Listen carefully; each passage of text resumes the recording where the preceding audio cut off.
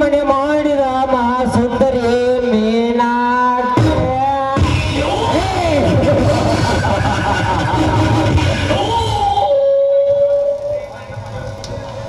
ಅವಳಿಗಾಗಿ ತೋರಿಸುತ್ತಿದೆ ನನ್ನ ಮನ.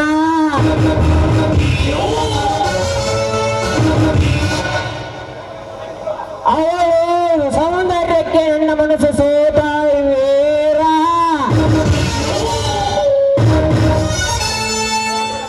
ಅವಳು ಒಪ್ಪಿದರೆ ನನ್ನ ಜೀವನ ಪೂರ್ತಿಯನ್ನು ಸಂಗಾತಿಯಾಗಿ ಮಾಡಿಕೊಳ್ಳಬೇಕೆನ್ನುವುದೇ ನನ್ನ ಛಲ.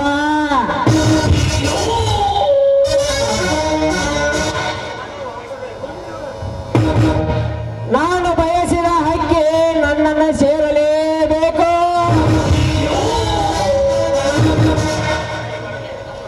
ಓಹೋ, ನಾನು ಬಯಸಿದ ಹಕ್ಕಿ ಈ ಕಡೆನೆ ಬರುತ್ತಿದೆ.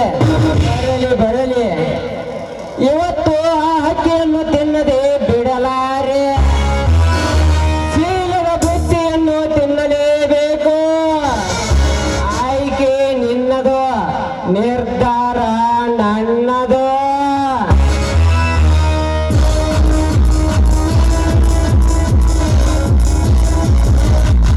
ಇಲ್ಲಿ ಬಂಗಾರಿ. ಏ ಭಂಡ, ಆಸ್ತಿ ಹೋಗುವ ಹೆಣ್ಣಿಗೆ ಏಕವಚನದಲ್ಲಿ ಮಾತಾಡ್ತಾ ಇದೆಯಲ್ಲ, ಬೇಕು ನಿನ್ನ ಜನ್ಮಕ್ಕೆ. ನಿನಗೆ ಯಾರು ಅಕ್ಕ ತಂಗಿಲ್ಲವೇನು? ಅಕ್ಕ ತಂಗಿ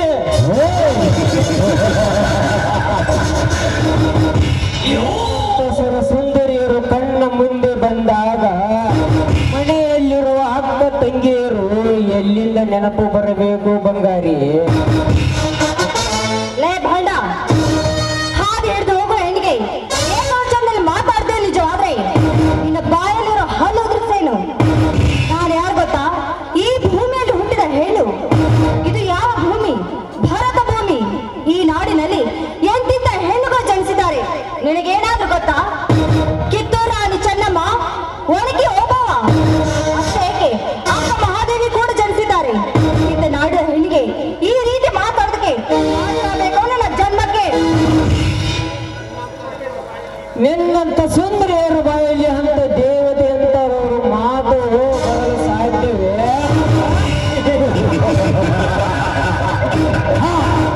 ಲೇ ಚಿನಾಲಿ, ಅವಂತ ಅಂತವರ ಹೆಸರು ಹೆಸರಿನಲ್ಲೇ ಸೂರ್ಯಗಾರಿಕೆ ಮಾಡುವ ನಿನ್ನಂತ ಸುಂದರಿಯರನ್ನು ಅಷ್ಟ ನೋಡಿದ್ದೇನೆ. ಸುಮ್ಮನೆ ಇಲ್ಲದ ಸಲ್ಲದ ಪುರಾಣ ಬೇಡ. ನನ್ನ ಆಸೆಯನ್ನು ತೀರಿಸುವ. ಏ ಲಜ್ಜೆಗೆಟ್ಟ ನಾಯಿ, ಅಂತ ವೀರ ಮಾದರ ಹೆಸರು ನಿನಗೆ ಗೊತ್ತಿಲ್ಲ ಅಂದ ಮೇಲೆ ನೀನೊಂದು ಕಾಮದ ನಾಯಿ ಅಂತ ನನಗೆ ಚೆನ್ನಾಗಿ ಗೊತ್ತಾಗ್ತಾ ಇದೆ. ನೋಡು, ಒಳ್ಳೆ ಮಾತಿನಿಂದ ಇಲ್ಲಿಂದ ಕಾಲ್ ಕಿತ್ರೆ ಒಳ್ಳೆಯದು. ಆದ್ರೆ ನನ್ನ ಕಾಲಲ್ಲಿರೋ ಮೆಟ್ಲು ಕೈಗೆ ಬರುತ್ತೆ. ಎಚ್ಚರದಿಂದ ಮಾತಾಡು. ಕಾಲಲ್ಲಿರೋ ಮೆಟ್ಟು.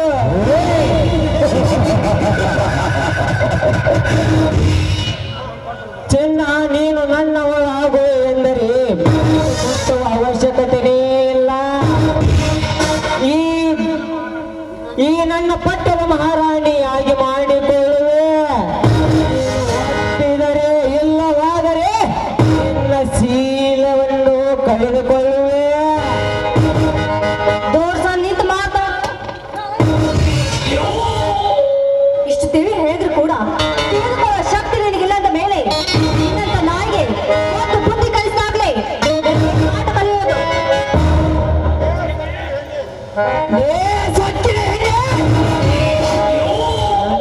ಕಣ್ಣಿಗೆ ಬೋರಿಸುವಷ್ಟು ಸೊಕ್ಕೇನಲೇ ನಿನಗ? ಬಡದೆಬ್ಬಿಸಿದೆ ಈ ಕಾಮುಕನ ಎರಡನೆಯ ಕಣ್ಣು. ನಿನ್ನನ್ನು ಸುಮ್ಮನೆ ಬಿಡಲಾರೆ. ಬಾರಲೇ ಬಾ, ಯಾವ ಗೋಳಿ ಮಗ ನಿನ್ನನ್ನು ಕಾಪಾಡುತ್ತೇನೆ ಎಂದು ನಾನು ನೋಡ್ತೇನೆ. ಬಾರಲೇ ಬಜಾರಿ ಬಾ.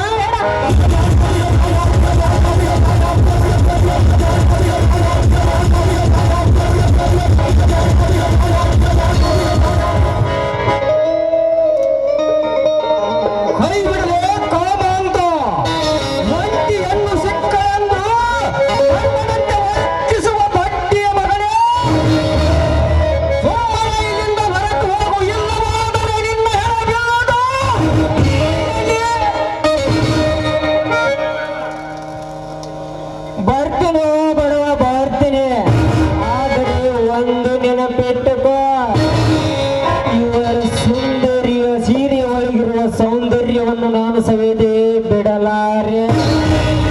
ಇನ್ನಿಲ್ಲ ನಾಳೆ ಇವಳ ಊಟ ಮಾಡೋದು ನಾನೇ. ಬರ್ತೀನಿ ಬೇಬಿ, ಗುಡ್ ಬೈ.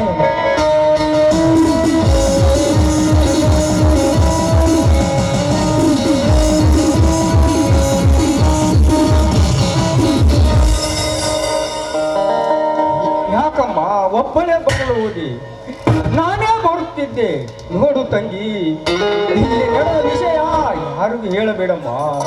ಆಯ್ತಣ್ಣ, ಅವ ನಿನಗಾಗಿ ಬುತ್ತಿ ಕಟ್ಟಿ ಕೊಟ್ಟಿದ್ದಾಳೆ. ಬಾ, ಇಬ್ಬರು ಸೇರಿ ಊಟ ಮಾಡೋಣ. ನೀನು ಬರುವ ದಾರಿಯಲ್ಲೇ ಕಾಣುತ್ತಿದ್ದೆ. ನನ್ನ ಹೊಟ್ಟೆಯಲ್ಲಿ ನಗಾರಿ ಬಾರಿಸಿದಂತಾಗುತ್ತಿದ್ದೆ. ಮಾಡಬೇಡಮ್ಮ, ಬಾ.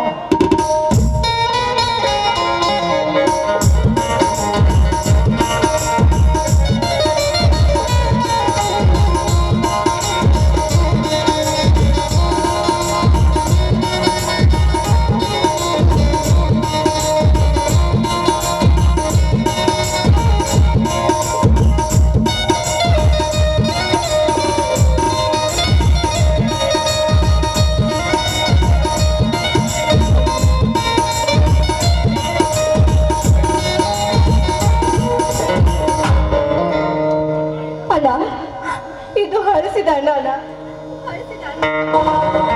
ಅವ್ವ ತನ್ನ ಮಗನಿಗೆ ಹೋಳಿಗೆ ತುಪ್ಪದ ಊಟ ಮಾಡಿಸ್ತಿದ್ದಾಳೆ. ನಾನು ಈ ಹಳಸಿದ ಅನ್ನ ಊಟ ಮಾಡಿಸ್ಲೆ? ಬೇಡಣ್ಣ, ಬೇಡ. ತಂಗಿ, ಹೊನ್ನಕ್ಕೆ ಹೆಸರಿಡಬಾರದು. ನಮ್ಮ ಕಷ್ಟಕ್ಕಾಗದ ದುಡ್ಡು ನಮ್ಮ ದುಃಖಕ್ಕಾಗದ. ದುಃಖಕ್ಕೆ ನೆರವಾಗದ ಬಂಧು ಬಾಂಧವರು ನಮ್ಮ ದೌರ್ಬಲ್ಯವನ್ನು ಉಪಯೋಗಿಸಿಕೊಳ್ಳುವ ಈ ಸಮಾಜ ನಮಗೆ ಒಂದೊಂದಾಗಿ ಒಳ್ಳೆಯ ಪಾಠವನ್ನೇ ಕಲಿಸುತ್ತದೆ. ಹಸಿದ ಹೊಟ್ಟೆಗೆ ಹಳಸಲು ಅನ್ನ ಎನ್ನುವುದು ತಿಳಿಯುವುದಿಲ್ಲ ತಂಗಿ. ಬಾಯಿ ಚಪಲಕ್ಕೆ ಬಂದು ಮೂಗಿನ ವಾಸನೆಗೆ ಬಂದು ಇದು ಹಳಸಲ